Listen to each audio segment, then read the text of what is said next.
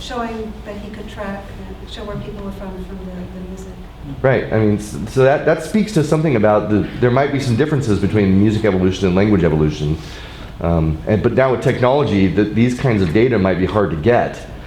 Right. Because people know everything. I think 21st century globalization is overrated, honestly. If you really look at intersection between the cultures, which began at colonization, which began at the white man arriving in Africa, at European colonization of Asia, and settling of various parts of the world, there have been cultural changes that happen that we don't talk about in history, right? So this is the first time these cultures interacted. It's not like I had an iPod Right. and I just kept downloading music.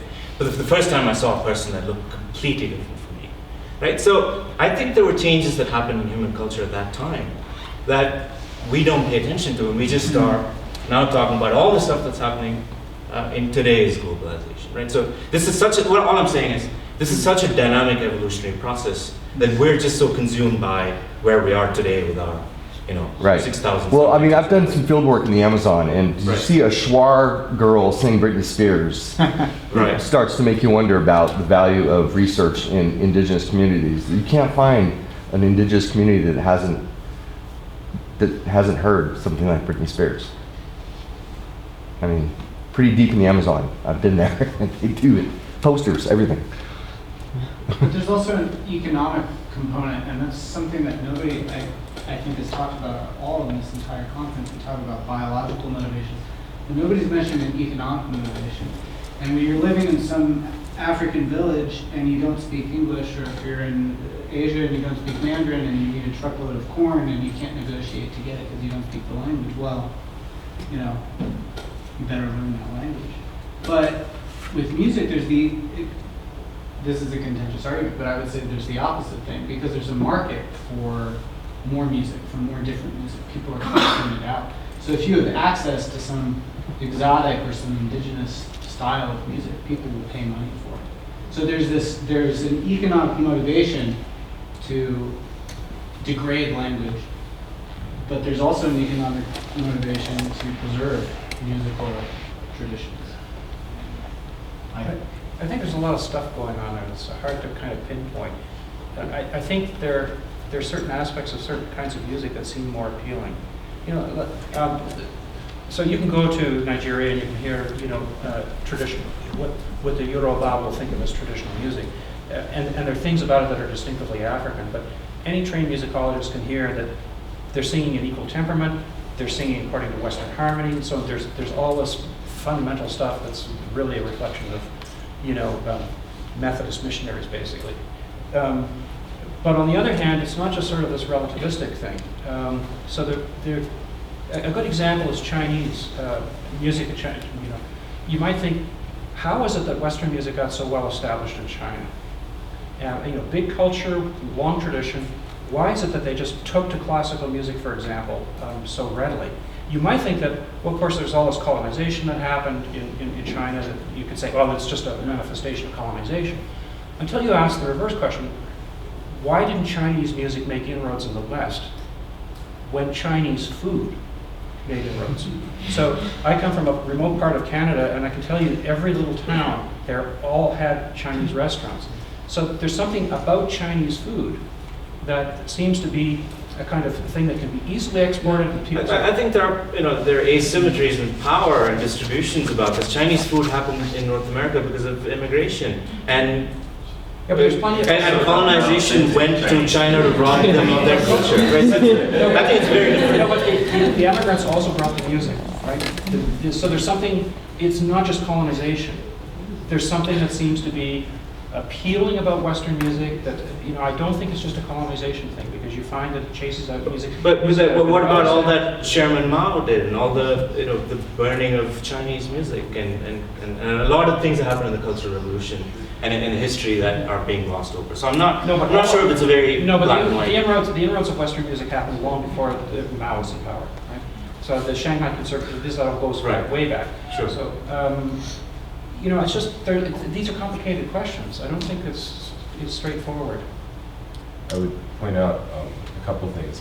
One is it might, just as a footnote, Chinese traditional music is becoming quite popular again. Yeah. And when I first went to China in 1999, I had to explain to people the instrument that I was studying because they didn't actually know what it was. And now there are clubs springing up everywhere playing it. So there is a very strong resurgence. The guy I showed a picture of up there, he's selling instruments for $14,000. People are buying his instruments. But part of it might also hark back to something you were talking about with perceptual narrowing. And you see this in America. I'd bring up the Orthodox Church in America, where you have large numbers of people who converted to Orthodox Christianity. You go to some of their churches, we've grown beards, and people have learned all the rubrics and all of these things very well, but they're not singing 72 notes per octave. In fact, often people don't care for that music.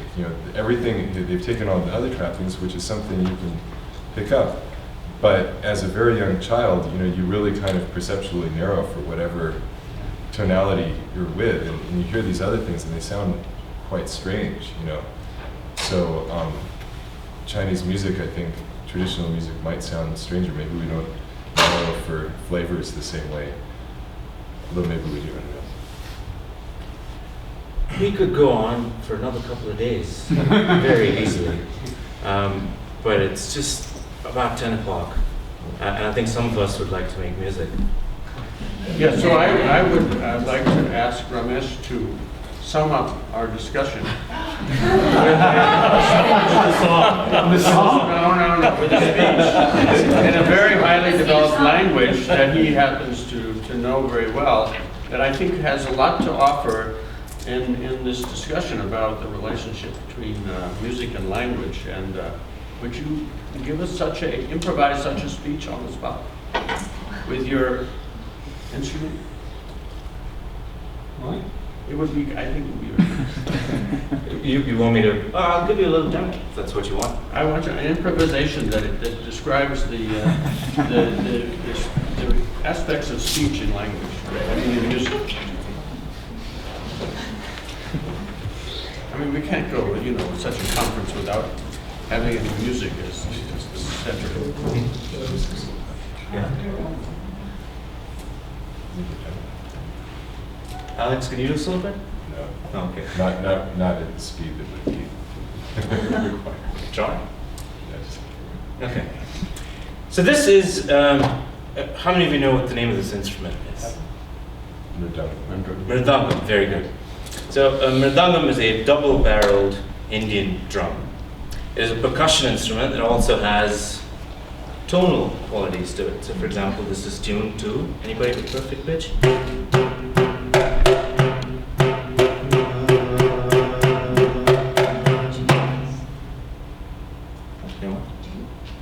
I don't have perfect pitch, I said D out loud. It's close to an A.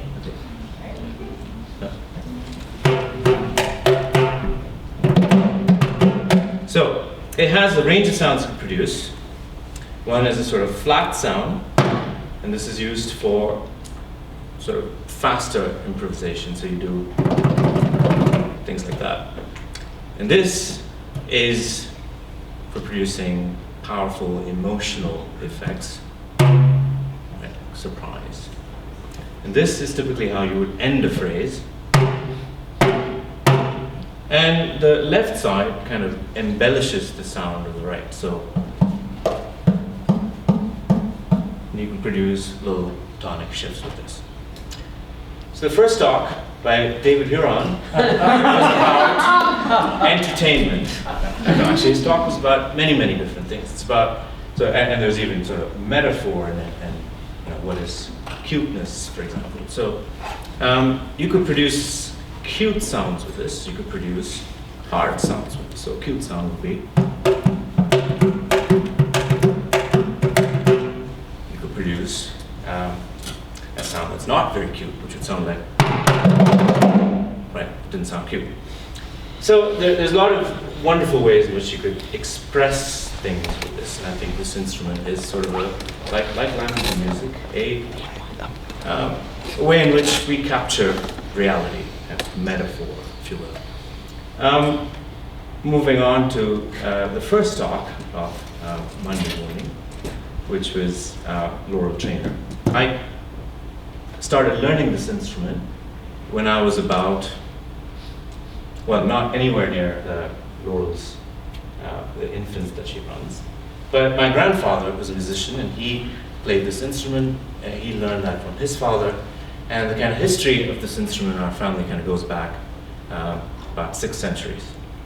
And so I'd been enculturated in this rhythm from a very, very young age. So if you perhaps ran a mismatched negativity on whether I could distinguish between and, I would have shown that sort of ERP signal.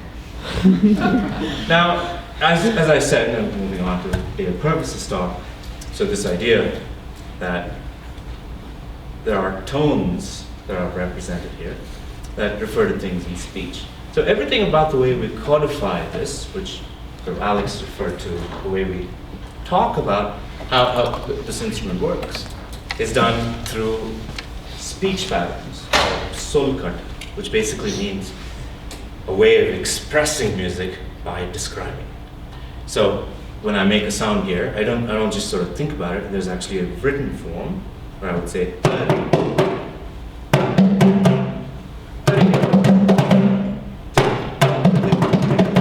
right? So each one of these has a phrase. So how these evolve probably has something to do with similarities between speech and the tones that this instrument represents. We move on to Peter's talk. I really wish he had talked about groove, because there's sort of more things I could say about groove. But again, so we do know that there are complex ways in which the tones that I play are represented. So in this, although it's tuned to one key, like everything in Indian music can be, so I don't have a sense of absolute pitch. Everything is sort of relative. So if you give me any key, I can make that an A and kind of sing with it. Right? So I don't know how my brain does that equal temperament tuning, but it sort of falls out from us. So what this is suggesting is that how we arrive at this sort of tonal structure and how we represent this is a dynamical process of some kind. I think this instrument carries that. See, I can take this and tune it to a different tonic, and I can play in a different key. So that was yesterday. This morning, we had a talk, first from Scott McKay. Scott began with the idea that there are more things expressed in music than just what is in musical structure. Things like emotion. You hear a man say something when you hear one tone or another. There are ways in which I can produce this. In fact, instruments of this kind were storytelling devices at one point. So I wonder how much of that is just sort of associated metaphor and how much of this is embedded in here. But I assume if you did ICA on my brain, you'll be able to figure that out. Moving on to the next talk, which was Ed Large. And what I really liked about Ed's position is that I'm very sympathetic to as well, is the idea that it's really all about non-equilibrium statistical thermodynamics. That there are stabilities in rhythms. So the reason why I'm able to play, and I find it more difficult to play a certain other rhythm with a different fingering style. So here's one of them, it's a good example, is, right? So if I did, it's much, much harder. Fingering is much harder. The reason why the first rhythm is preferred and it's easier for me to play is because it's more stable. There are sort of more in-phase patterns that I'm playing than anti-phase patterns. So there's something about the dynamics in which I'm kind of organizing this music makes a huge difference. Now, Rick Dale spoke about linguistic interactions. And that this is really not about syntax and two sort of syntactic engines talking with each other, but it's really about a deeper communication. So when I'm playing this music, so the difference in which a person accompanies on the mridangam compared to a typical drum is that I'm not going to be playing, so this is a great example that Alex used in the Balochistan rhythm. So if you play a sort of beat like this, if you'll indulge me, right? So classic Western beat would be.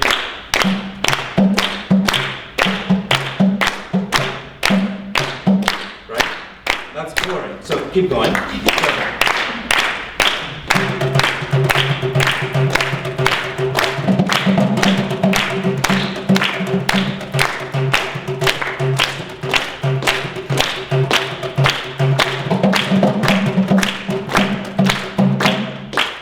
So we had this interaction now where there were so many extraneous things that were going on between your communication and mine. I was able to synchronize phase lock with you. You were able to synchronize phase lock with me. I wasn't, keeping perfect rhythm by any means. But this gives us our Hashtag Ramesh is now trending.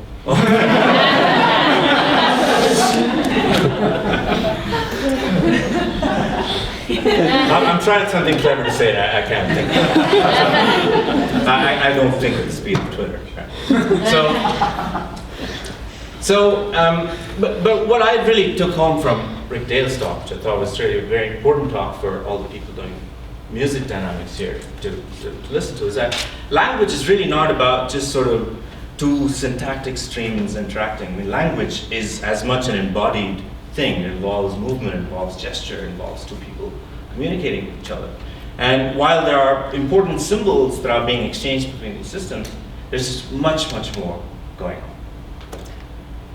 And the last talk by Alex and Victor brought home many, many different points. First was, I think it was the first sort of, I know Dale talked quite a bit about tones across cultures. Ed talked about Carol Krumhansel and Baruch's work about comparisons across cultures.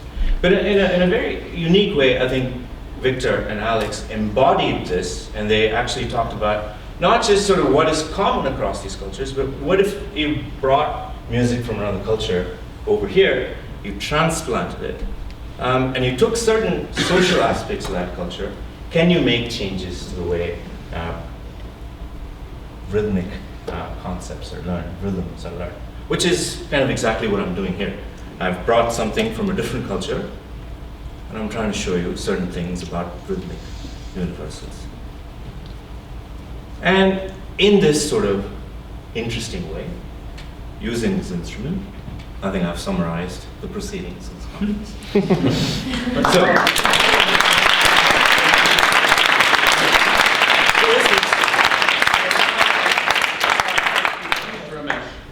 To give us a translation of that into the language of Carnatic drumming itself.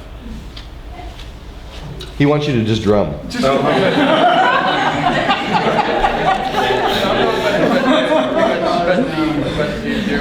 there's an aspect of communication that's very conscious in Indian drumming.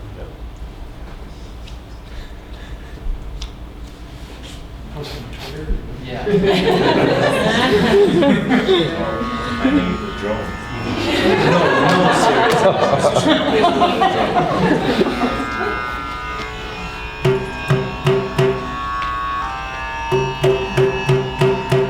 We were all wrong. It's a C. Did anybody guess C? Did you say C? That's what I thought. You were close. There you go. I don't know, I thought it was a C. I thought like A was way off.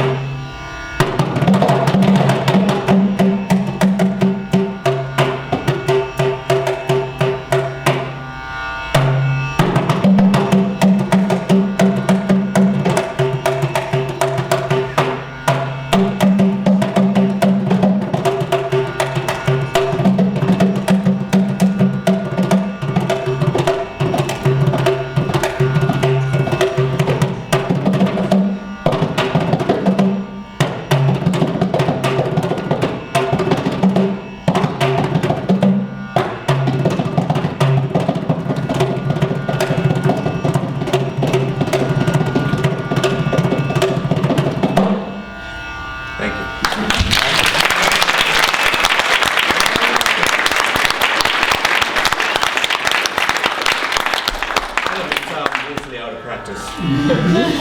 The truer words were never spoken. Anyone want to sing? Anyone want to just sing the tonic? Shall we do one of the most basic scales? Sa, re, ga, ma, pa, la, ni, sa, sa, ni,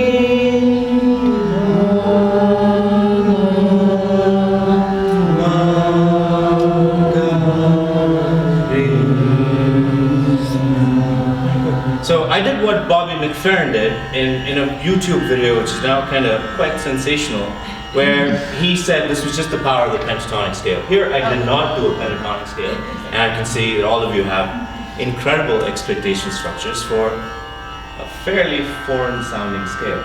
So if this isn't sort of, I don't know, some form of evidence that music is universal, I don't know what is. Right, so I will end there.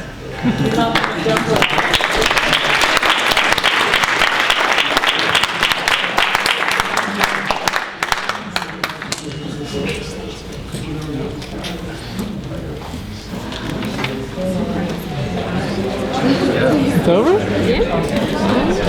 It's over.